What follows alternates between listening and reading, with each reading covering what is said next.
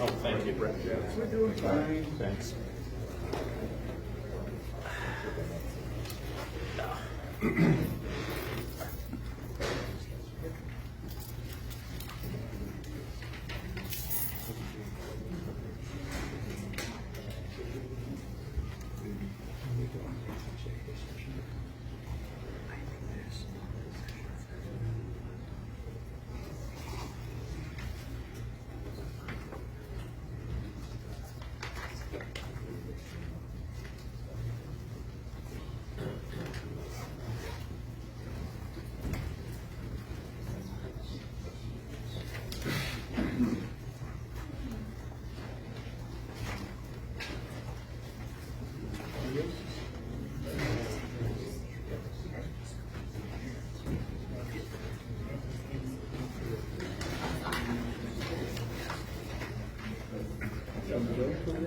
I am. You and I are catching up. I'm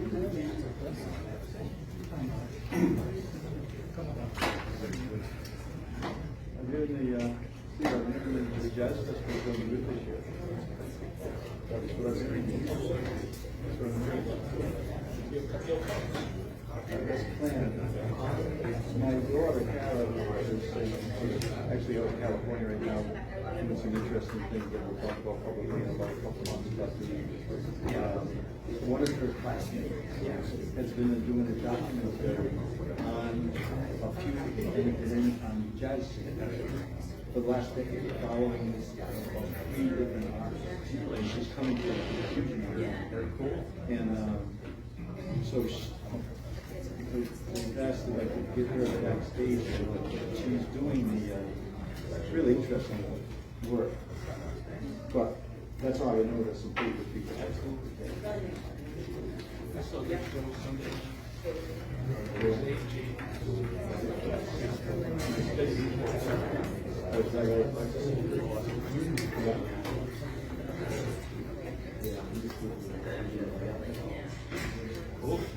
I sent Jay. He's very excited. Yeah.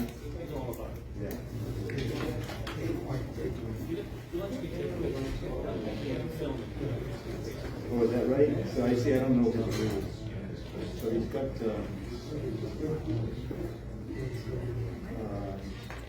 a Melanie Charles. That's who. Yeah. So Karen and I were sitting together in that house. We've been very connected. Tanya, Alexa, and Antonio Sanchez. All right, back to business.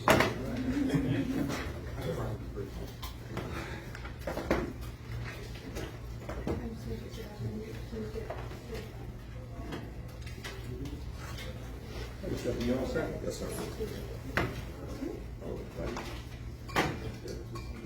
All right, so we'll call the meeting to order, and I want to thank the members of the Commerce Corporation Board for that flexibility since last week, Monday, and now today, a week later, a week plus a day.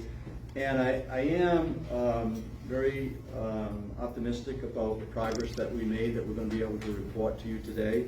Of course, it's going to be subject to this board acknowledging that we have made progress and give us some sort of signal that we can move forward with it. But in principle, I'm pleased that we are in a position to, with the partners that are involved, whether the city or the Fortuitous Group or my office, that we've agreed in principle on something that I think is going to make sure that the Tidewater project becomes a reality. And so we know that it's an important project.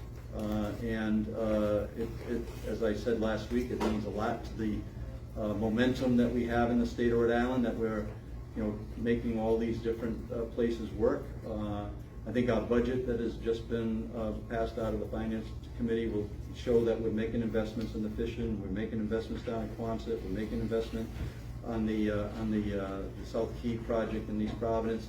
We want to make this investment in Pawtucket, and when you bring them all together, that's what's given us this economic momentum that the state has never really enjoyed, being the first out of an economic downturn the way we are. So this is why these are important projects.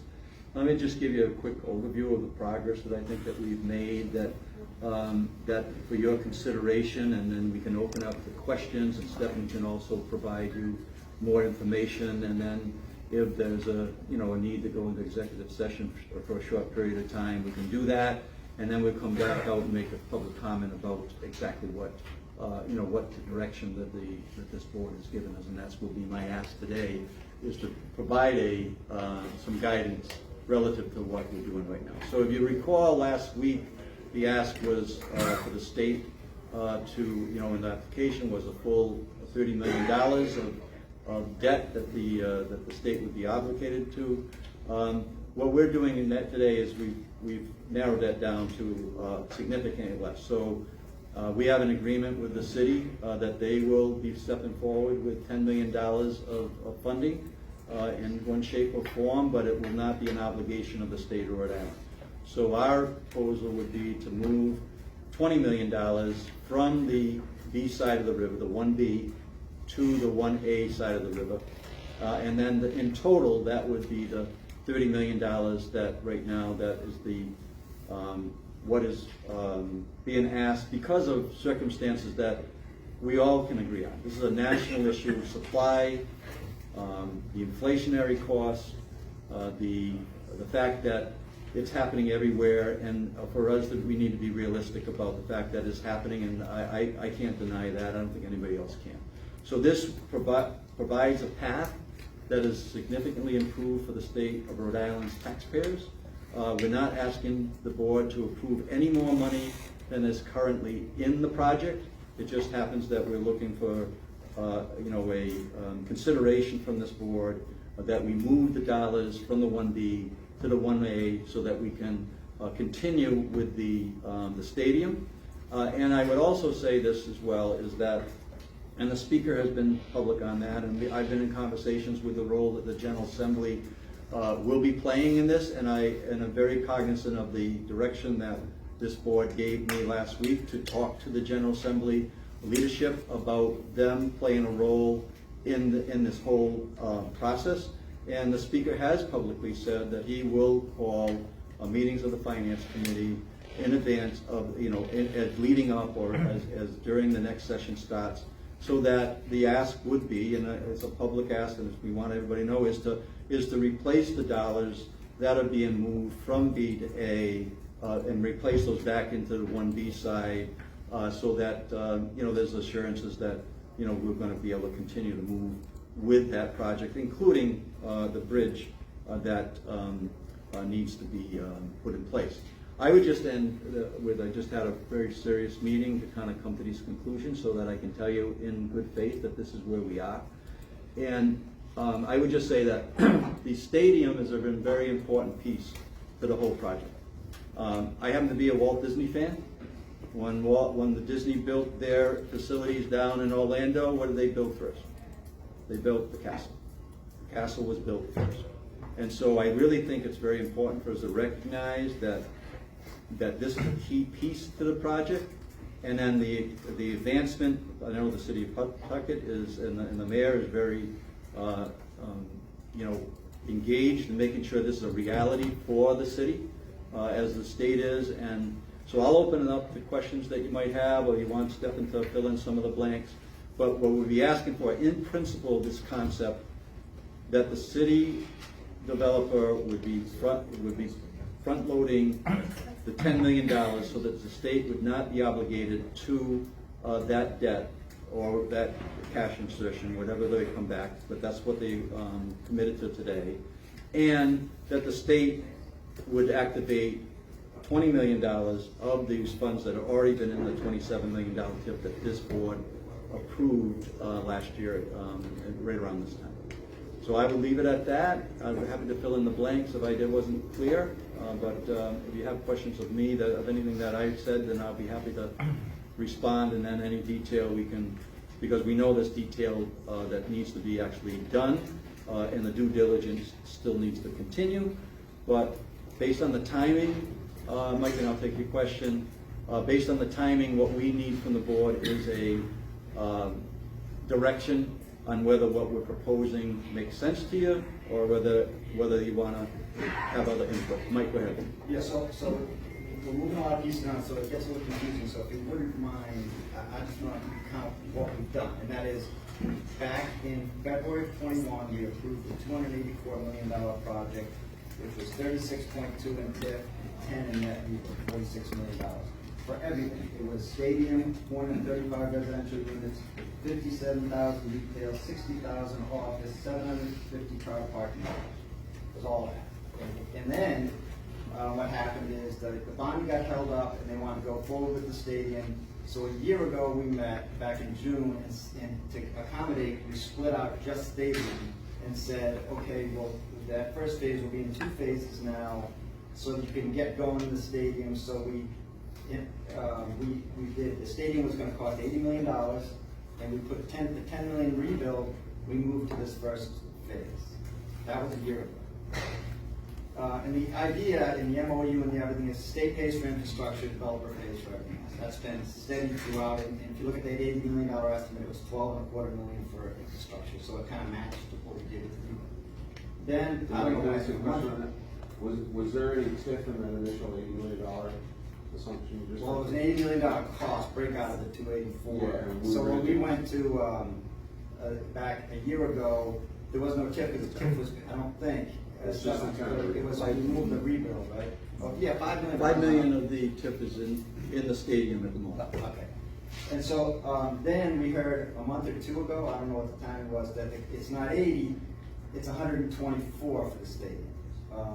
So what can we do? Well, we have the 36.2, the 14, we can only do 15 of rebuild, so we're kind of stuck. So the idea was, they knew what the stadium was going to cost, but the rest of it, when I asked the question, they're not sure what the rest of it was going to cost. Now, in the original estimate, that was $200 million, the stadium was 204, the stadium was 80. And so we're going to support, we're going to move all the subsidy to the stadium, and I fear that the rest of this won't, how is the rest of this going to happen? You say you're backfilled, but if it goes up, this stadium went up by more than 50%. If the $200 million worth of the rest of this goes by 50%, that's a $100 million hole. And we're kicking that can down the road. So I'm worried. I'm all, believe me, I am all for this project. This is an important project. It needs to happen. But we need to know how big the issue is. And all we know now is we know the issue for the stadium. We don't know anything about the 450 residential. We don't know about the bridge disappeared. There's a bunch of, and I'm afraid we'll wind up with a stadium, nothing else. That's what I'm worried about. So I would answer first of all, we're living in a different world than a year ago. We do know that some of the delays were done because of a court case, right? Which out of the developer's control, that froze the TIFs, and so they could not get into the ground. So those are the realities that we're dealing with. And we also know that there's been an increase, an escalating of cost everywhere and anywhere, right? So we have to deal with the realities we got right now. This is my opinion. This is just my opinion. As you asked me the question. And so my feeling is, yes, I agree with you that there's not a whole lot that you could hang your hat on the 1B at the moment. And so, but I do think that you're not going to get to 1B unless you do 1A. And so I think that's why I would recommend that we move the $20 million to that spot so that we know that we got that moving forward.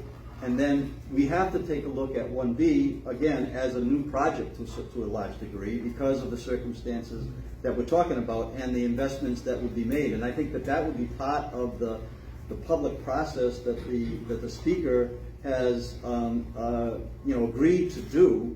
And that would all be a due diligence on that piece at that point in time. I think that what's in front of us right now is a decision, do we want to build the stadium? I believe that we have the ability to do that.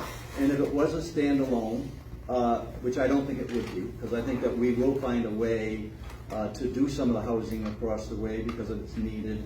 We did get a favorable budget out of the finance in terms of we know that there's funding $250 million for housing in the state. We're going to leverage those dollars as well, Mike. So yeah, I agree that in my mind that you are creating two different projects here, but also with a commitment from the General Assembly to pursue the second, the 1B in a way that we can take a look at that when we start taking that up in terms of But discussion. isn't that a big risk? Why not take a deep breath and just repackage the whole thing? How much is the whole thing gonna cost? And the risk will go down. Why the panic about, we've gotta get the stadium done right now? Yeah, well, I'll let the developer do that, but, and he'll have his opportunity, but let's take a couple more So, comments. yes, so we're talking about dividing it into two projects, I get that. But they're two very dependent projects, in a way. Because back to your original question, if the castle had gone up and nothing else, where would Disney be? Okay, so the question we need to ask is, if the stadium goes up and nothing else, what does that mean in terms of the long-term viability of all of this? And I don't know what the answer to that is, but I think the reality of it is that we can't just act like 1B is not a huge dependency for 1A, because that's the truth. And so we have to say, okay, if it's a huge dependency, what are we betting that dependency is going to come to fruition and will be fine? Because I don't want somebody to come back and ask the question a few years from now, what were you all thinking? Did you realize that this might not happen when you decided to go forward? And so the answer would be, yeah, of course, we realized it might not happen, but we decided to do it anyway. Yeah, well, I think that's the real question. If the castle wasn't built, you wouldn't have the rest either. So I think that, the argument could be made both ways, right? So I would say build the castle, and then there's a commitment from, I know from the General Assembly, I know that from our office there's a commitment from Commerce. We're here to get direction from you today in terms of, where that commitment is on the board and what the direction is that the board wants us to follow. But I would say that we are in a place right now in the state that we've never been before. We've never been first out of an economic downturn. We can protect that. The budget that is potentially getting passed, where the overwhelming majority of the requests that we've made based on the Rhode Island 2030 plan are in the budget. So there's multiple years of economic growth that's in that budget. So I understand there's all the recessionary stuff and everything else out there. I'm worried about Rhode Island. I see this as a project where, like I said, if they didn't build the castle, they didn't build the rest. And that's the fact of the matter. We need to, build the castle, I think, and I think we can do it in a way that is very responsible to taxpayers. As I said, we've reduced the taxpayers' exposure by $10 million in 7 days. And so we're definitely going to work as best we can to make the project happen, but not to put the state or the taxpayers at any undue risk. So, yes, Tom. A question, and respectfully to the mayor and to the developers. Do they have a development rights, God forbid that the castle is there and the kingdom isn't around it? Do we have them locked in for so many years? Or is this owned by the city or town or the state if they can't pull the trigger on 1B, because it is prime land and you have a castle there? So, can anybody answer that? I would hope that, again, this is part of we're not asking for a vote today from the board, we're asking for direction, and part of that direction, Kyle, would be, those type of, as I'm told, they have these nuances that they need to work through. But I don't know whether anybody wants to speak to that, but I can't answer that question, so you'd have to have somebody else speak to that. So maybe I can make a motion that we can go to executive session, maybe? Yeah, as soon as we air out all the questions, we'd be happy to do that. I think there's an important, if you don't mind, there's an important question, in terms of phase 1 and phase 2 here. The castle analogy, I think, is a tough one, because in Disney's case, he was making a big bet for a very large return, and he may have had that fully funded. We don't know what's going on, but here, the question I have is, if you just do the stadium and nothing else, what is the return? What is the economic activity? What is the incremental tax base that's going to be generated from this thing? We haven't seen those numbers. I have no idea. I suspect it's not very attractive. And so if you put up $125 million and don't have financing for phase 2, what do we get? Yeah, so we're committed to phase 2. I think the city is as well. if somehow, you've got money that's obligated into this process just by the very nature of the TIF that was passed, that relative to income, that you can borrow more dollars based on the incomes, that your projected income. So I think there's another at least $20 million I've been told by Commerce that can be borrowed in addition, over and above what we already have on the table, and it's already baked into the project. So we have a long-term commitment that this board has made, as well as the General Assembly has made. So I don't see there's going to be an issue in terms of having the state fill its side of the obligation to get the project done. It's already baked into it. That's a super important point, because I understood it to be different, which is we would commit to the $125 million, and we should assess that investment based on what we have funded, which is that. And so the question I have, maybe the staff knows, Stefan or Hillary or someone, just like, what is the incremental estimate for economic activity? My understanding is we don't have the capital commitment for what's probably was 200, might be 300 now. So without that, you can't do this without knowing you're gonna have the capital for that, or you just have to assume you won't have it. I mean, none of us can commit to that. I think that's gonna require lots of people's engagement to improve that, right? So if we don't have the capital, you have to at least look at and be transparent about what is the economic activity that we're gonna generate from the money we do have.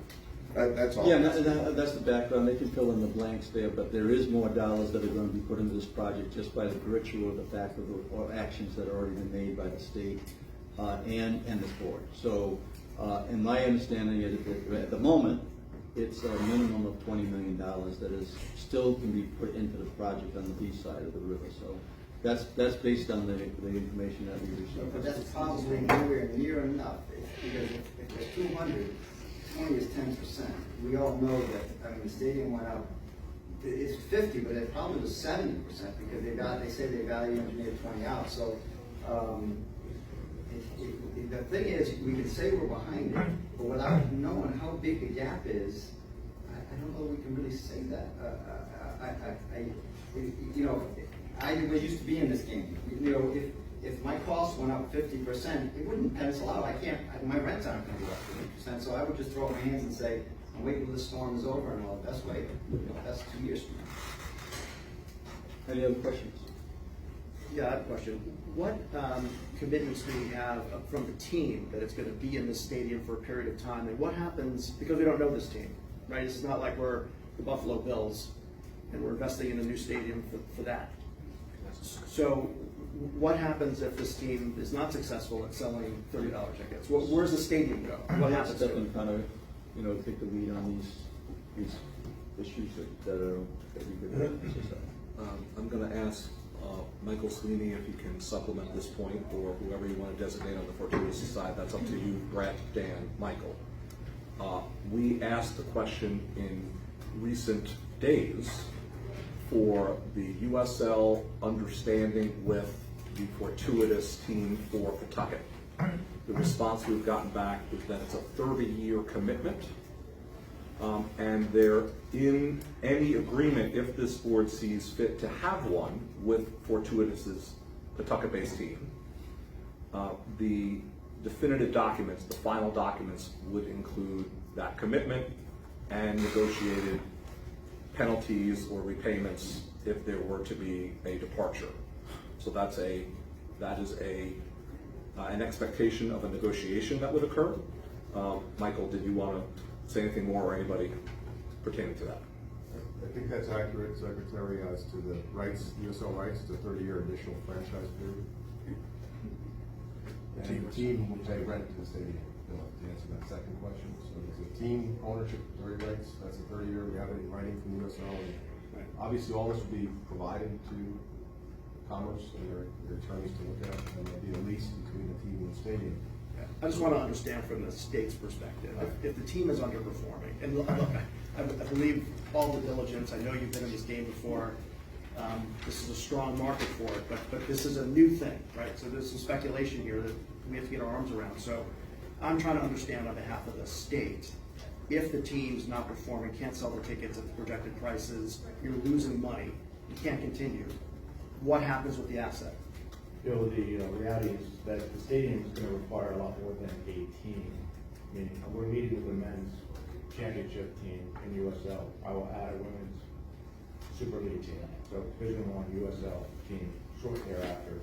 We will have lacrosse, we will have rugby, we will have conference. The reality is the stadium pro forma is absolutely requisite that it's not just a team.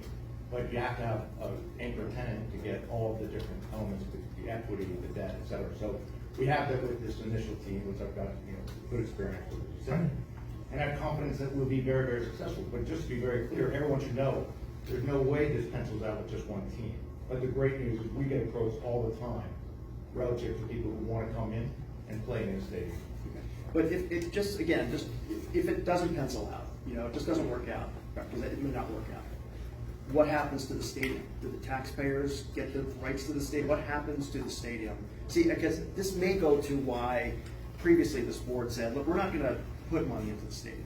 We're going to put money into infrastructure, other things that are going to benefit the community, the taxpayers, with or without the stadium. Now we're being asked to commit significant taxpayer dollars to the stadium, to an asset. So I'm trying to understand what the downside protection is for the taxpayer investing alongside you in that asset. Yeah, understood. Again, I think the stadium continues to have drivers of economic,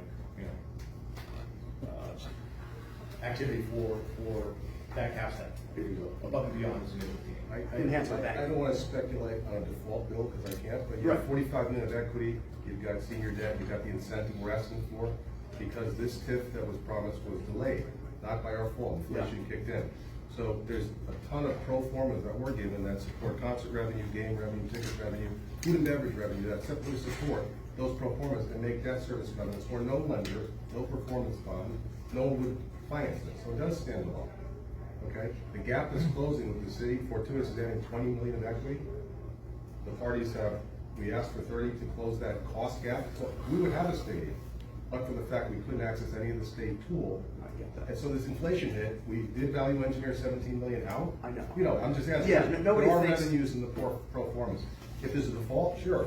We built a very expensive stadium and someone's going to take it from us and take all the valuable rights across the river. That would be the absolute worst case for private development and all the private equity in this project.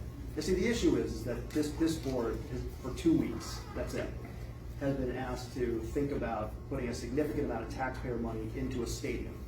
We've never been asked to do that before. We made it clear before we basically weren't going to do that. So that's the issue that we face, and we know that we're being told anyway this project dies without it. So this is what we're trying to assess. So is there any way for the state to get priority over other lenders in this deal? State's not a lender; it's providing incentive. Revenue paying the incentive. It's a TIF. The IN-TIF is what comes with the right. As you grow this revenue base, you've got a lot that's contaminated. That looks like it's now, thanks to about $14 million in private money, no public money, has already been started. But this activates that lot. I don't know if anybody's familiar with the bridge in Providence, done pretty well for Providence. This bridge activates 1A and 1B, connects Apex. This is a 3-year plan, and so we can't really reshift. We'd love to reshift.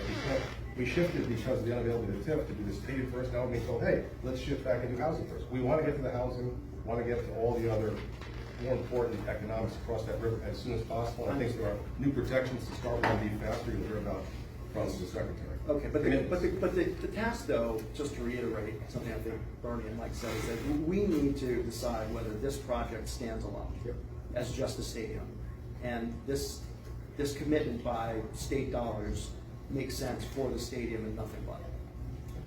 We do intend, Mike referred to it, and happy to discuss this for just a moment if it's helpful. We would enter into the discussion for your consideration an advancing of some additional dollars from Phase 1B to Phase 1A, in effect accelerating the infrastructure investment from 1B and making it part of a larger Phase 1A. Still existing dollars, still within the authorization that you have previously offered. There's $1.5 million remaining in the 1B account, if you will, from that previous authorization. We would propose for your consideration beginning work on, for example, the pedestrian bridge and related pathways. That precise configuration of infrastructure needs to be discussed with Brett and Dan and experts in the fortuitous team, so it should be beneficial to the subsequent development. But we would advance those dollars. We would offer those dollars on an infrastructure development invoice basis so that they can get that construction done. There's more to be said about some federal dollars that might be sought to enable even broadening what could be done in Phase 1B, but let me just leave it there. The idea would be literally to create the bridge to the next phase. But Stefan, the bridge isn't in there. We're not asking for money for the bridge, the bridge is out. The bridge isn't in the 124. We're adding it in addition. We're saying that if you wish The to number get, will go up if you do that. but the dollars that you previously authorized allow for it to go up 1.5 without any new authorization, so yes, it would go up. That is the idea. Still no new money, but you managed to get to that bridge. Not worse, not better. Their costs are gonna go up 5 million. There's two ways in which it does not. One is those dollars were previously authorized, they're already there. Two is that the developer has agreed to seek new markets tax credits from the federal government. These are not dollars that compete with other Rhode Island projects within our portfolio. It's just the whole nation that seeks new markets. The developer would proactively and diligently seek new markets tax credits for an amount exceeding 1.5.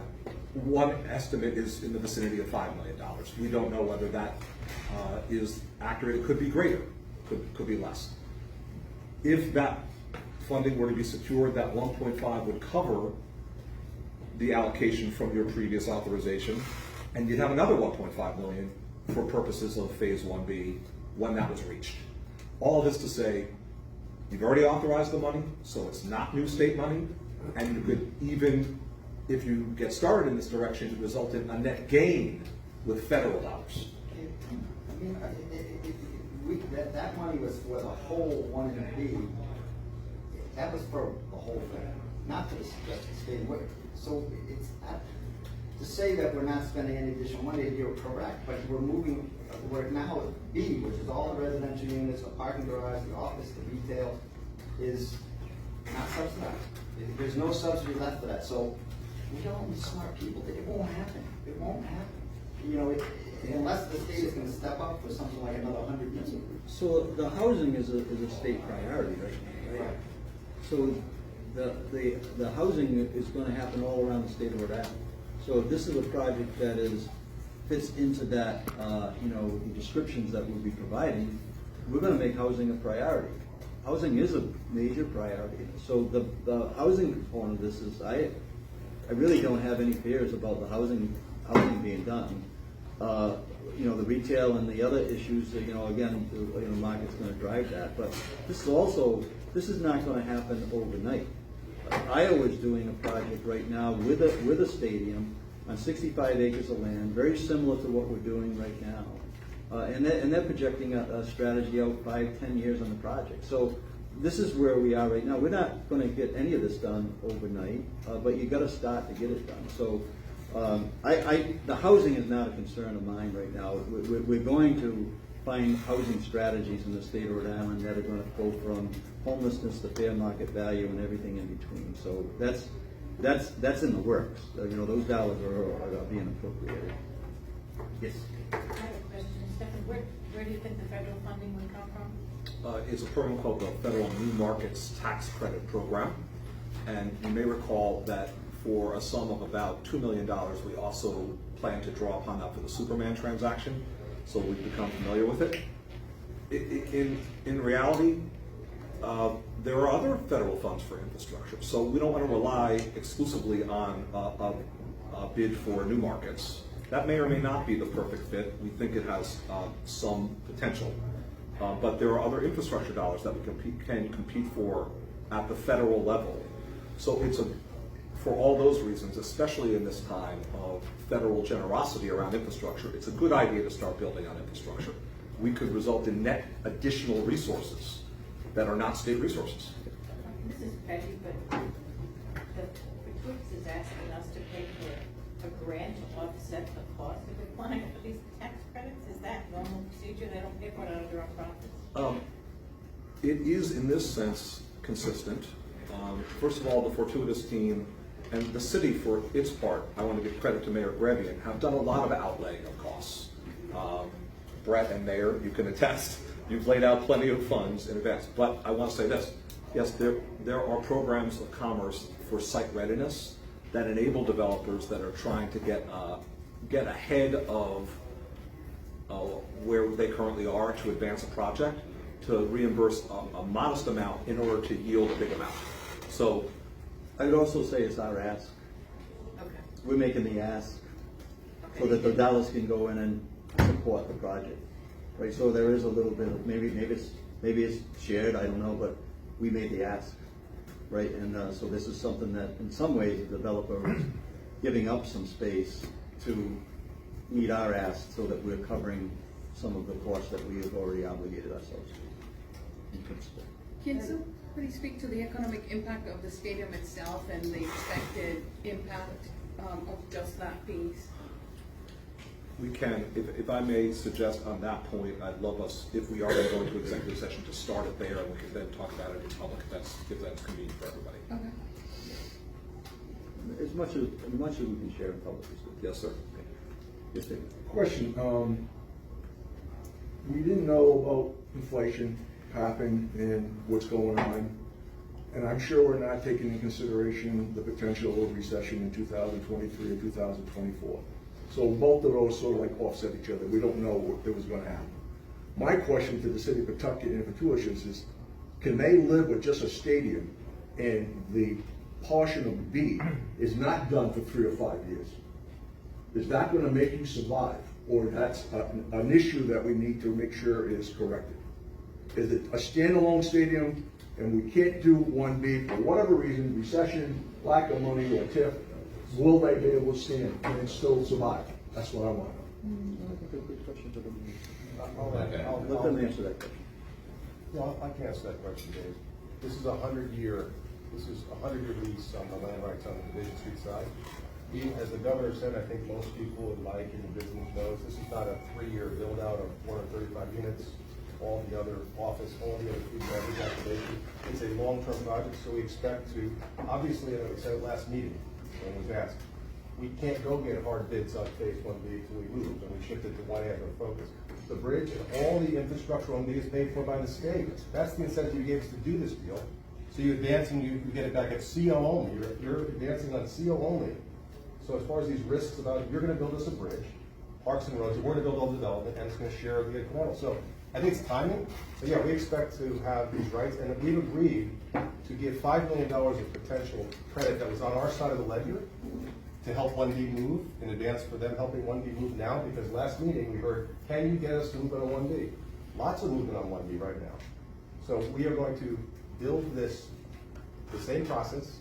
Your CO requirement means you fund at CO. Doesn't mean maybe Pawtucket's bondholders take risks that you don't get a CO. That's how bonds work, the default risk. This isn't build risk. We have performance bonds, we have requirements. It might take us 10 years to fully build out phase 1B, but as far as estimating costs, we just went through 3 bid processes with Vimeo Construction, our construction manager. They've done a great job.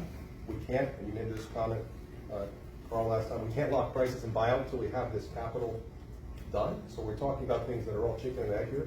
We're ready to go. We need this approved. A lot of things have been met, and I think the secretary has done yeoman's work to get us to meet these in the middle. I think we should talk about that. I'm not, tell us private or not. You want to talk about economic development standalone? I've heard on the stadium. You want to talk about all the construction jobs before it's operating? So the development stage, lots of people working on that stadium. And then there's concerts, leagues, graduations, multiple leagues, food and beverage, and every other aspect of revenue coming to the stadium. But we really want to get across the bridge to the economic engine, which is the housing, 1B development. And ultimately, we'd like to get back to Apex. The original MOU had us with rights at Apex. We have to give those up too. We want them back if we can get them. It's a different discussion. I think the city can do Apex and do a great job once we connect division and timeline. So in essence, the project could move forward, you're comfortable with it, even if it only started in 5 years or 6 years or 7 years? not start. We have actually deadlines that we negotiate with the state and the city. We give up our rights if we don't start spending money nowadays. We'd like to see it moving. It's not gonna take just 1, 2, 5 years. There'll be phase, we're gonna start right away. We'd like to start on 1B as we're coming out of the ground on 1A. So in the documents that I saw, I saw the verbiage, good faith. Is Fortuition, the city of Pawtucket, comfortable with that verbiage? From the state? Yes. Of course. We're Just double check it. I want it up front. I want to know people, this is trying to be as transparent as we possibly can. Absolutely. Just to remind everyone that we are, Fortuitous has put our full cash into effectively 1B. I think it's to the tune of $3 million. So, above and beyond that commitment, I view this project in totality. Every piece of it has to come together. Question of timing, absolutely, because of the surreal events that we're living through right now. But we will solve all of it. Just a question of what. We can't do it all at the exact same time. It's solely for phasing. It's solely for logistics. But we leave the stadium, which I appreciate everyone's understanding and commitment with that, and we will absolutely go vertical on housing, retail, office, God willing, and indoor event center on Apron. It'll be a dream come true.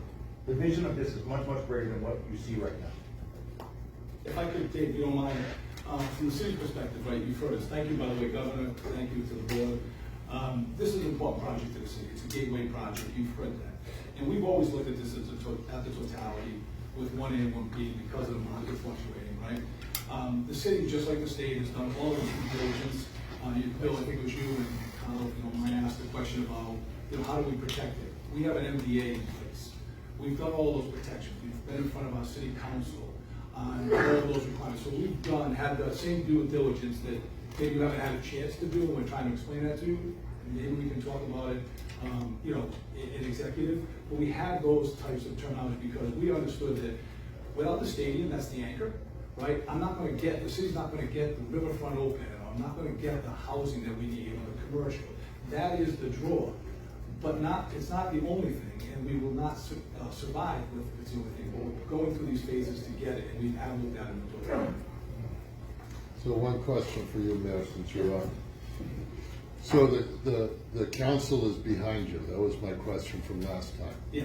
So the council, and I could have Dylan or Sandy, or the commerce director, or even the attorney, talk a little bit more about the process that we've already gone through. Dylan, if you want to grab it, Sandra, just so you understand, Carl, but yes, we've gone through all of the council process. You got it?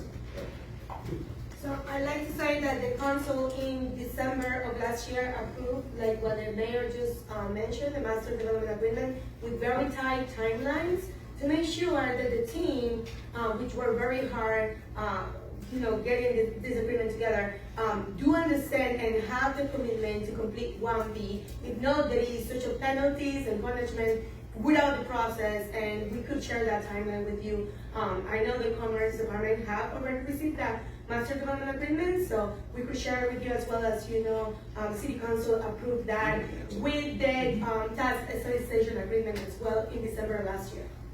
Thank you. To supplement, yes, sir. To supplement what the senator said and what the mayor said, if you were to proceed with this new agreement, this supplemental agreement, we are in discussions with the parties and believe that what we would result in is an agreement where in that master development agreement, the MDA that the mayor and senator referred to, there'd be additional benchmarks built in to ensure that we get started soon after the issuance of this financing in the engineering of phase 1B. So in effect, we would be requiring, with enthusiasm from Fortuitous and the city, we would be requiring clear benchmark-based progress on the development of the 1B project as a result of doing this deal. Skip. Yes? So, we're getting a lot of this information as we're asking the question. Yes. Is there some reason why, as we're being asked to make these decisions within a 2-week period, that we don't have some of this information in front of us? Yes. Why are we not seeing some of this information? Yeah. We will ensure that you have the opportunity to weigh in more than once to get this done. But having said that, the key reason why is that the negotiations, quite frankly, lasted until right before this session. Could I add to? But I mean, things like the NBA, it sounds like that's in place. And as we have been talking about last week, I think we must have had, I don't know how much lengthy discussion about 1B versus 1A. It would have been helpful to know and see that some of these, milestones and, penalties and all of that were built in to say, there's a lot of incentive to make sure that 1B happens. And so it would have been nice to see that. Agreed, and quite frankly, the measures I just described that are from Commerce for the purpose of advancing it are brand new. Now, with the embrace of an enthusiasm of the private party and the city, but those are new terms that Commerce brought forward and that frankly, the developer, to its credit, developed. They actually generated the milestones, but they weren't in existence when we last talked. And let me add to it, is that we're here for direction today, not a vote. And we don't expect you to take a vote until all the due diligence is in front of you. And so, certainly I see it as an urgency here in a time frame, so that's kind of what we're here. We'll accelerate the work to get to the point where you'll have that information when you make a formal vote at that point in time. So, but do we start accelerating on this path and spending a lot of time and energy if there's no interest in the board? That wouldn't make very much sense right now, right? So is there any other questions that you might want to ask? Or? I would just like to say, we've been with this project from the start. We've been supportive as a Commerce board of this project. We approved it back in last February 21 when the bond was an issue. We got together very quickly and approved it again. And we did the same thing with the Ball Sox. We've been behind Pawtucket the whole way. And this narrative that somehow Pawtucket's a victim and we're bad guys is completely unfair. And I don't buy into that either. Yeah. I know I stood at the podium as Lieutenant Governor saying the Ball Sox needed to be staying in Ball Sox. And it wasn't a baseball, it was about business and economy. So I'm with you on that. And I think that I've made that clear to all the parties in our private conversations. So can I make a motion, Governor, to go into an executive session with the tenants and the mayor and Stefan and the council, of course? I'll take a second. Second. Any discussion on the motion? Hearing none, all in favor? Aye.